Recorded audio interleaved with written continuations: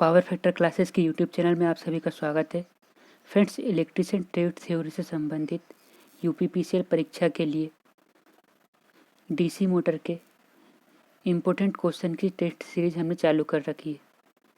Friends, इसके अब तक हमने 2 पार्ट अपलोड कर दिए हैं और सभी में 20-20 क्वेश्चन है। और फ्रेंड्स, ये हमारा तीसरा पार्ट है, इसमें भी 20 क्वेश्चन है। तो फ्रेंड्स, वीडियो की शुरुआत करने से पहले आपसे निवेदन है कि चैनल को सब्सक्राइब कर दीजिए और वीडियो को लाइक एंड शेयर भी ज़रूर कीजिएगा। तो फ्रेंड्स, क्वेश्चन नंबर 1 की शुरुआत करते हैं। 220 वोल्ट पर कार्य करने वाली डीसी मोटर में विरोधी विद्युत भाग बल का मान 220 वोल्ट है। 0.5 ओम प्रतिरोध वाले आर्मेचर करंट में मतलब कितनी आर्मेचर करंट प्रवाहित होगी।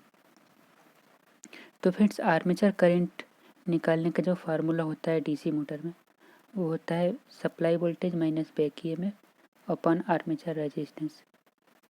तो फ्रेंड्स, हमको सप्लाई वोल्टेज का मान दिया है 240, बैक ईएमएफ का मान दिया है 220 और आर्मेचर रेजिस्टेंस 0.5। तो यहाँ 240 में से 220 जाएंगे तो बचेंगे 20 बटे 0.5 और यहाँ पे नीचे की पॉइंट हटाएंगे फ्रेंड्स हम, तो ऊपर 0 हो जाएगी, मतलब 200 बटे 5 और 200 को 5 से काटेंगे तो आंसर आएगा 40। तो यानी कि 40 एम्पियर करंट बहेगी उसमें से, आर्मेचर करंट। नेक्स्ट क्वेश्चन, निम्नलिखित किन बातों पर डीसी मोटर का बलागुण निर्भर करता है। तो फिर डीसी मोटर का बलागुण जो होता है आर्मेचर करंट और फ्लक्स दोनों के समानुपाती होता है, ठीक है। और यदि डीसी सीरीज मोटर होती है फ्रेंड्स, तो वहाँ पे टार्क जो होता है आर्मेचर करंट के वर्ग के समानुपाती होता है। नेक्स्ट क्वेश्चन, निम्न में से किन बातों पर डीसी मोटर की स्पीड निर्भर करती है। तो फिर डीसी मोटर की स्पीड जो होती है बैक ईएमएफ और प्रति पोल चुंबकीय फ्लक्स, इन दोनों पर निर्भर करती है। फिर जो स्पीड होती है बैक ईएमएफ के समानुपाती होती है और फ्लक्स के व्युत्क्रमानुपाती होती है। नेक्स्ट, मोटर की गति पर क्या प्रभाव पड़ेगा यदि फील्ड फ्लक्स घटाया जाए। फ्रेंड्स, अभी हमने देखा था कि गति जो है फील्ड फ्लक्स के व्युत्क्रमानुपाती होती है। तो मतलब यदि गति को बढ़ाएंगे हम तो फील्ड फ्लक्स को घटाएंगे हम तो गति क्या बढ़ेगी। नेक्स्ट क्वेश्चन, किसी डीसी मोटर की गति क्या होगी अगर उसका फील्ड फ्लक्स शून्य हो जाए। उसका विपरीत होगा फ्रेंड्स, यदि फील्ड फ्लक्स शून्य होगा तो गति क्या हो जाएगी, अनंत। डीसी मोटर में प्रयुक्त स्टार्टर का कार्य क्या होता है। फिर डीसी मोटर में 3 प्रकार के स्टार्टर यूज होते हैं, 2 पॉइंट स्टार्टर, 3 पॉइंट स्टार्टर और 4 पॉइंट स्टार्टर।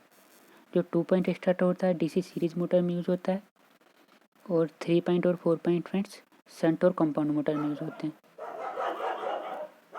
तो फ्रेंड्स, यहाँ पे स्टार्टर की यूजेस पूछ रहा है, तो स्टार्टर जो है निम्न वोल्टेज से भी बचाता है हमको, ओवरलोड से भी बचाता है और स्टार्टिंग के समय जो आर्मेचर करंट बहुत अधिक होती है उसको भी कंट्रोल करता है। तो आंसर हो जाएगा उपरोक्त सभी। किसी मोटर की नेम प्लेट पर लिखित शक्ति कौन सी होती है। तो फ्रेंड्स, नेम प्लेट पर जो शक्ति होती है वो शाफ्ट पर उपलब्ध शक्ति होती है। नेक्स्ट, डीसी मोटर की घूर्णन गति ज्ञात करने का सूत्र क्या है। यहाँ पे ऑप्शन दिया आपको, इनमें से बताना है आपको कि कौन सा है डीसी मोटर की स्पीड ज्ञात करने का सूत्र। तो फ्रेंड्स, अभी हमने देखा था कि स्पीड जो है बैक ईएमएफ के समानुपाती,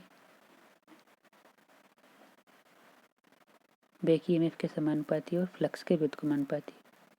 तो फ्रेंड्स, यहाँ पे देखिए इन दोनों में नीचे फ्लक्स दिया है और यहाँ पे समानुपाती का निशान जब हम हटाएंगे तो ये समानुपाती की जगह पे बराबर लग जाएगा और नीचे लग जाएगा एक कांस्टेंट जो रहेगा के। और यहाँ बैक ईएमएफ जो होता है फ्रेंड्स, सप्लाई वोल्टेज और आर्मेचर का जो वोल्टेज ड्रॉप होता है उसका अंतर होता है। यानी कि बैक ईएमएफ की जगह पे हम लिखते हैं E minus I A into R A, ये लिख सकते हैं। तो हमारा आंसर क्या हो जाएगा, ये थर्ड वाला। नेक्स्ट, इनमें से कौन सा कथन सही है? सीरीज मोटर का स्टार्टिंग टार्क बहुत अधिक होता है, सही बोल रहा है। और ये फुल लोड टार्क का 5 गुना होता है, ये भी सही बोल रहा है। सीरीज फील्ड वाइंडिंग मोटे तार तथा कम लपेट की बनाई जाती है, ये भी बिल्कुल सही है। और सीरीज फील्ड में वाइंडिंग आर्मेचर के श्रेणी क्रम में संयोजित होती है, ये भी सही है। फिर सीरीज मोटर में क्या है, ऐसे सीरीज फील्ड वाइंडिंग जो होती है मोटे तार की होती है, क्योंकि उसका रेजिस्टेंस कम रहता है। और आर्मेचर की इस तरह श्रेणी क्रम में संयोजित होती है। और शंट फील्ड वाइंडिंग दोस्तों पतले तार और अधिक टर्न की होती है ना। दोनों एक दूसरे के उल्टे होते हैं, लेकिन क्या मोटे तार है तो कम लपेट रहेगी और पतले तार है तो अधिक लपेट रहेगी, ये दोनों कॉम्बिनेशन चलता है। नेक्स्ट, फील्ड पोल पर टर्न की संख्या श्रेणी मोटर में कैसी होती है? तो फ्रेंड्स, श्रेणी मोटर में क्या होती है, कम टर्न और मोटे तार, और शंट फील्ड वाइंडिंग में अधिक टर्न। तो मतलब शंट फील्ड में, है ना, तो शंट फील्ड से कम होती है सीरीज मोटर में।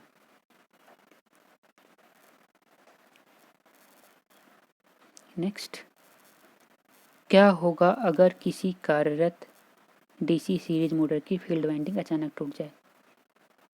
फ्रेंड्स, मोटर रुक जाए क्योंकि अभी हमने देखा था कि सीरीज फील्ड वाइंडिंग दोनों आर्मेचर और वाइंडिंग और सीरीज फील्ड वाइंडिंग दोनों एक दूसरे के श्रेणी क्रम में होती है। तो यहाँ से यदि ये सर्किट ब्रेक हो जाएगा तो फिर सर्किट ही पूरा नहीं हो पाएगा ना। यदि आर्मेचर वाइंडिंग ये फील्ड वाइंडिंग यदि ओपन हो गई तो सर्किट पूरा नहीं हो पाएगा, तो फिर मोटर बंद हो जाएगी। निम्न में से कौन सा कथन सही है? 4 ऑप्शन है फ्रेंड्स, आपको बताना है। सीरीज मोटर में निम्न टार्क पर उच्च गति होती है, सही है, क्योंकि फ्रेंड्स जो गति होती है टार्क के व्युत्क्रमानुपाती होती है ना। और ये जो लोड के भी व्युत्क्रमानुपाती होते हैं, लोड बढ़ता है तो गति कम होती है ना। तो कम लोड पे उच्च गति होती है, और लोड बढ़ने पर डीसी सीरीज मोटर का टार्क बढ़ता है, ये भी सही है। तीनों ऑप्शन सही है, मतलब उपरोक्त सही आंसर हो जाएगा। लिफ्टों में कौन सी मोटर यूज होती है? तो लिफ्ट में दोस्तों कम्युलेटिव कंपाउंड मोटर तो यूज होती है और डीसी सीरीज मोटर भी यूज होती है।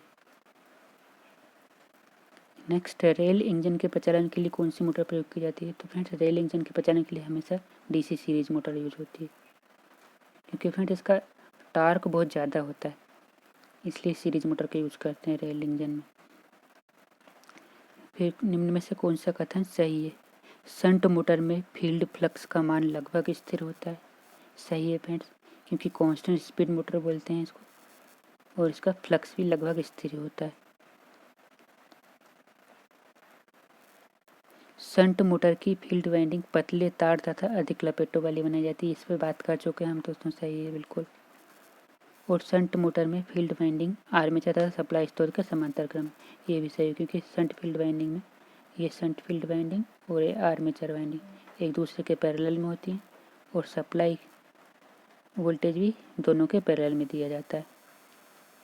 तो आंसर हो जाएगा उपरोक्त सभी। नेक्स्ट, यदि कोई डीसी शंट मोटर लोड रहित अवस्था में कार्यरत है और उसकी फील्ड वाइंडिंग ओपन हो जाए तो क्या होगा? फ्रेंड्स, मोटर रुक जाएगी यहाँ पे, क्योंकि अगर लोड रहित अवस्था में बोल रहा नहीं फ्रेंड, अगर लोड रहित अवस्था में बोल रहा है तो मोटर अत्यधिक उच्च गति पर चलेगी। अगर यदि ऑन लोड अवस्था में होती तो मोटर फिर रुक जाती। तो आंसर हो जाएगा हमारा बी, मतलब अत्यधिक उच्च गति पर चलेगी। किसी डीसी शंट मोटर की घूर्णन गति क्या होगी जब लोड बढ़ाया जाए? फ्रेंड्स जब लोड बढ़ेगा, शंट मोटर वैसे तो कांस्टेंट स्पीड होती है, लेकिन कुछ घट जाएगी यहाँ पे, है ना, कुछ ना कुछ थोड़ी बहुत घटती है। नेक्स्ट, शंट मोटर का स्टार्टिंग टार्क पूर्ण लोड टार्क का कितना गुना होता है? तो फ्रेंड्स 1.5 गुना होता है। नेक्स्ट क्वेश्चन बोल रहा है घूर्णन गति पर क्या प्रभाव पड़ता है यदि कम्युलेटिव कंपाउंड मोटर में लोड बढ़ाया जाए? फ्रेंड्स कोई भी मोटर हो, यदि लोड बढ़ाएंगे तो स्पीड हमेशा घटेगी। नेक्स्ट क्वेश्चन, वैक्यूम क्लीनर में कौन सी मोटर प्रयोग की जाती है? फ्रेंड्स वैक्यूम क्लीनर में यूनिवर्सल मोटर। फ्रेंड्स कोई सी भी मोटर जो बहुत ज़्यादा आवाज़ करती हो तो उसमें हमेशा यूनिवर्सल मोटर यूज होती है, ये बात हमेशा देख लेना। ड्रिल मशीन में भी कौन सी मोटर यूज होती है? यूनिवर्सल। तो बहुत ज़्यादा आवाज़ कर, सिलाई मशीन, है ना, ऐसे बहुत सारे उदाहरण दोस्तों, मिक्सर ग्राइंडर, ये सभी बहुत आवाज़ करने वाली मोटरें होती है, तो इनमें क्या यूनिवर्सल मोटर यूज होती है। तो फ्रेंड्स ये था आज का वीडियो। यदि वीडियो अच्छा लगा हो तो चैनल को सब्सक्राइब करके बेल आइकन दबा देना और वीडियो को लाइक एंड शेयर जरूर कीजिए फ्रेंड्स, इससे हमें मोटिवेशन मिलता रहता है। तो थैंक यू फ्रेंड्स, ऐसी और भी वीडियो हम आपके लिए लगातार लाते रहेंगे। Thank you.